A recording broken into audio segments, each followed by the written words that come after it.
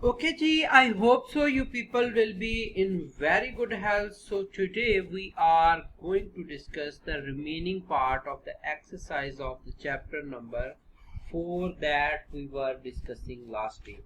हमने उसकी question answer discuss कर लिए थे. ओके, सो आज हम डिस्कस करेंगे. उसके अंदर एक क्वेश्चन दिया गया है, finding the main idea. Actually that topic is related to the paragraph writing. Okay, so paragraph को पहले डिफाइन किया हुआ है. जरा उसकी डेफिनेशन देख लें पैराग्राफ की. Paragraph a group of sentences organised around a topic, a main idea about the topic and detail that support the main idea. Okay, बहुत ही कॉम्प्लिकेटेड डेफिनेशन दी हुई है. Simply you can say that a paragraph is a group of sentences that will tell us about a specific topic, a single topic with a unity. उस topic के अंदर unity होनी चाहिए. ठीक हो गया. तो यहाँ पे मैंने पैराग्राफ को डिफाइन किया है, उसको जरा एक नजर हम देख लेते हैं. ओके जी, ये पैराग्राफ मैंने आप लोगों के लिए डिफाइन किया है. Paragraph is a group of sentences that talk about one idea. Okay, so paragraph always will talk about the one idea. Paragraph को ऐसे से अगर हम डिफरेंट करके देखेंगे तो just take the example of Zinger burger. Zinger burger की जो एज अ होल हम उसको एक ऐसे की इक्वल कंसीडर कर सकते हैं, लेकिन उसके अंदर जो एग की लेयर होती है, फिर सलाद वगैरह रखा होता है, ठीक हो गया, और उसके बाद ऊपर नीचे ब्रेड लगी होती है, उनको डिफरेंट पैराग्राफ कहेंगे. ओके, तो इसके अलावा अगर हम एग्जांपल दें ट्री की, ट्री एज अ होल जो होता है वो हमारे पास एक ऐसे होता है, और उसकी जो डिफरेंट ब्रांचेस होती हैं उनको हम पैराग्राफ्स कह सकते हैं. ठीक हो गया. तो पैराग्राफ्स हमेशा हमें एक आइडिया के बारे में बताता है और एक ही आइडिया को, एक ही थॉट को डिस्कस करता है. It's like a little bundle of sentences that work together to explain something. तो एक बंडल ऑफ वर्ड सेंटेंसेस होता है जो कि एक सिंगल आइडिया को एक्सप्रेस करता है. अ starting point the first sentence जो होता है पैराग्राफ का वो बहुत ही इनिशियल होता है, because it is a topic sentence. ये आगे हम डिस्कस भी करते हैं डिटेल से. सम मिडिल सेंटेंसेस को हम सपोर्टिंग सेंटेंसेस बोलते हैं, जो कि हमें डिटेल फ्राहम करते हैं टॉपिक सेंटेंस से रिलेटेड. एन एंडिंग पॉइंट तो ऐसे के अंदर भी होता है, पैराग्राफ के अंदर भी होता है, और भी अगर कोई आप लिटरेचर का वर्क करते हैं you need to write down conclusive lines at the end. Okay, all the sentences in a paragraph are connected and help to explain the main idea. It's like a little package of information that's easy to understand. Paragraph थोड़ा easy to understand होता है बनिस्बत ऐसे बहुत lengthy होता है. components with example. तो component यहाँ पे हम डिस्कस करेंगे, साथ साथ में एक टॉपिक सेंटेंस लूंगा और हर जो आगे उसका सपोर्टिंग सेंटेंसेस के अंदर भी उसकी वैल्यू को डिस्कस करूंगा. ओके, एंड डिफरेंट तरीके से ये जो मैंने बोल्ड किए हैं, जिनके अंदर first one is topic sentence, second one is supporting sentence, और last one is conclusive sentence और concluding line. So we can say that these three are the main components of a paragraph, and the remaining linking sentence is not a main component. Okay, but somehow we can say that it is also very important whenever we are writing a paragraph. Okay, so topic sentence introduce the main idea. Main idea होता है कि paragraph का जो central theme है, जिस idea के around सारे का सारा पैराग्राफ रिवॉल्व करेगा, जिसके अगर आप इन्वायरमेंटल पोल्यूशन पे लिख रहे हैं तो definitely the first line should be related to the environmental pollution. Okay, so मैंने एग्जांपल कोड किया, crying is a vital form of communication for babies. बच्चे के लिए रोना जो है वो एक बहुत ही अहम तरीका है आपके साथ कम्युनिकेट करने का, पेरेंट्स के साथ कम्युनिकेट करने का. ये मैंने टॉपिक सेंटेंस ले लिया. ओके, अब जितनी भी लाइंस आगे हम डिस्कस करेंगे सारी की सारी सपोर्टिव लाइन होंगी, जो इसी लाइन को सपोर्ट करेगी, इसी लाइन में कुछ ना कुछ ऐड करेंगी. Supporting detail develops the idea with evidence or example, or you simply can say that Sporting detail are the sentences that tell us the detail about the topic sentence. Example, through crying babies express their needs such as hunger or pain and alert their caregivers to provide assistance.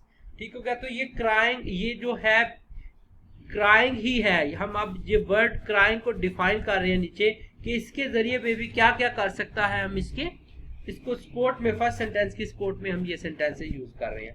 Then linking sentences. Linking sentences actually नहीं होना चाहिए था, linking words होते हैं जिनको हम transitional devices कहते हैं.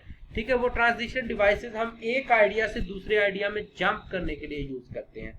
Okay, connect the paragraph to the next idea और transition to a new point. Okay, for example, furthermore, responding promptly, more on, okay, after that, addition in, okay, adding in, something like that. तो therefore, okay, ये सारे के सारे हमारे पास क्या होती हैं, ट्रांजिशनल डिवाइसेस होती हैं that help us to jump from one paragraph, sorry, one sentence to another sentence, and sometimes one idea to another idea. Okay, next last है जी concluding sentence. concluding sentence के अंदर हम summarize the main idea, leave a lasting impression. तो last के अंदर हम पूरे के पूरे जो पैराग्राफ होता है उसका कंक्लूजन देते हैं कि हमने पूरे पैराग्राफ के अंदर 80 to 100 वर्ड जो है वो आप लोगों की लिमिट होती है पैराग्राफ राइटिंग की. तो उसके अंदर हम डिस्कस करेंगे. कंक्लूडिंग सेंटेंस के अंदर हम बस समराइज कर देंगे जो हमने 80 to 70 वर्ड्स लिखे होंगे. बस 10 लाइंस के अंदर हम लास्ट में उसको 10 वर्ड्स के अंदर उसको कंक्लूड कर देंगे. In conclusion, crying is not just a reflex but a crucial tool for babies to communicate and connect with their caregiver. तो सारी की सारी लाइनों को समराइज करके टू द पॉइंट मैंने लिख दिया. अच्छा, ये conclusive sentences are really important just because कि सम टाइम पढ़ने वाले के पास इतना टाइम नहीं होता कि वो पूरी लिखी हुई तहरीर को पढ़े.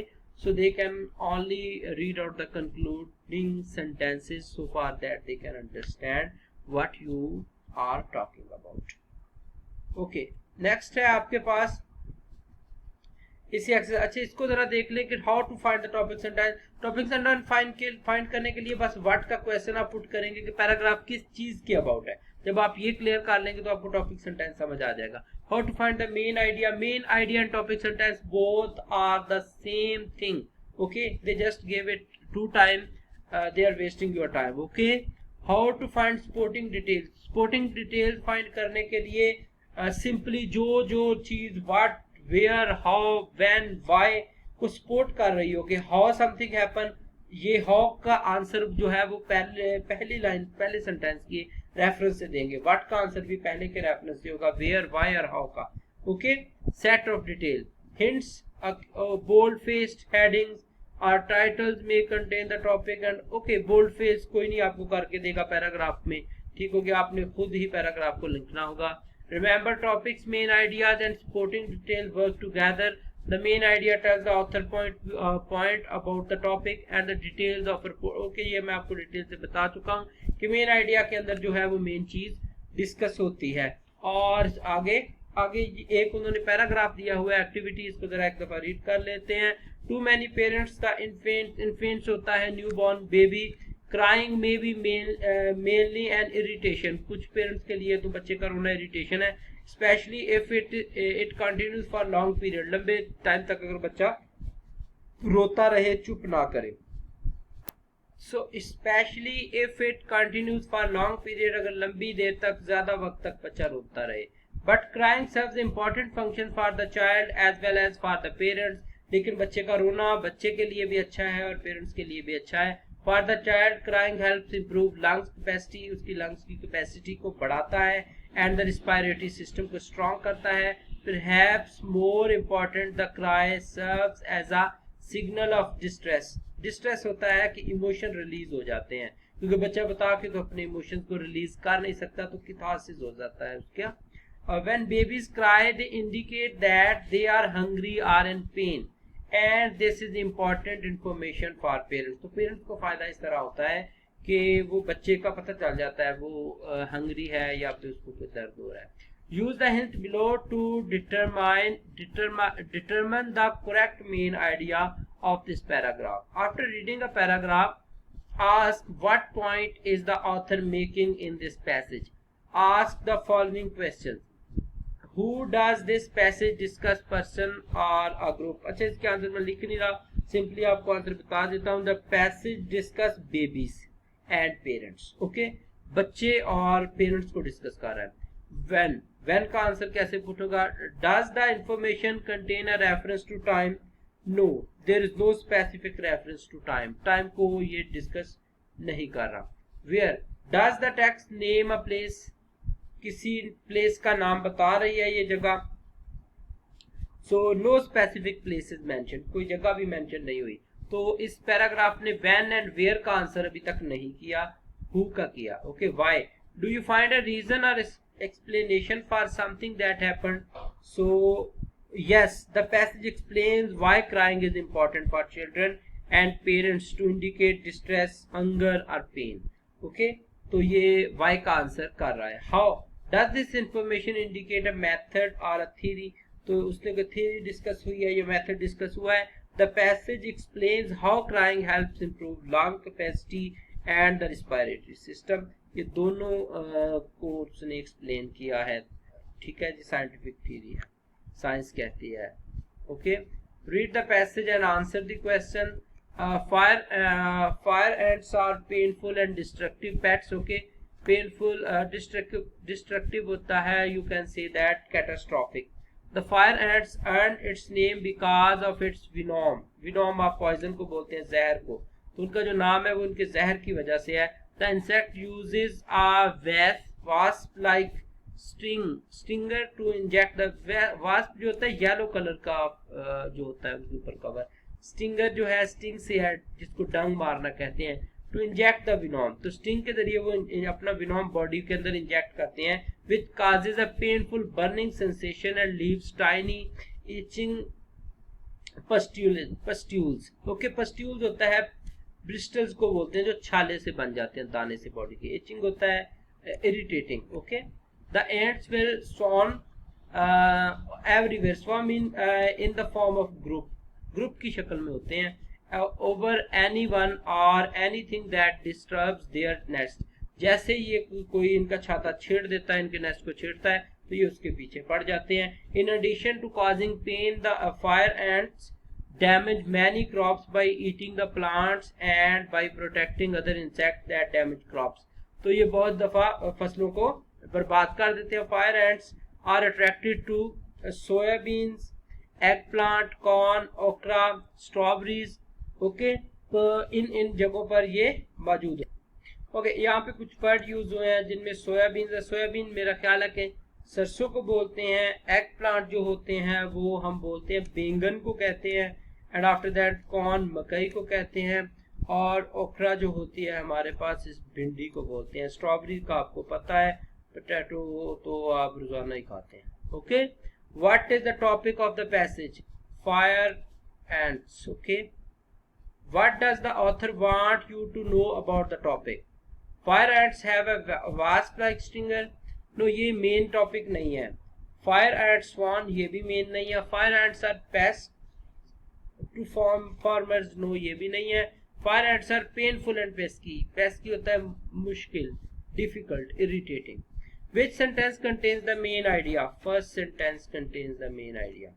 Okay, after that oral communication है. इसके अंदर एक पोएम दी गई है जो कि ग्रामर से रिलेटेड है. इसको हम सेपरेटली डिस्कस कर लेते हैं. अल्लाह हाफिज, मिलते हैं नेक्स्ट वीडियो में. अपना रखिएगा बहुत सा ख्याल.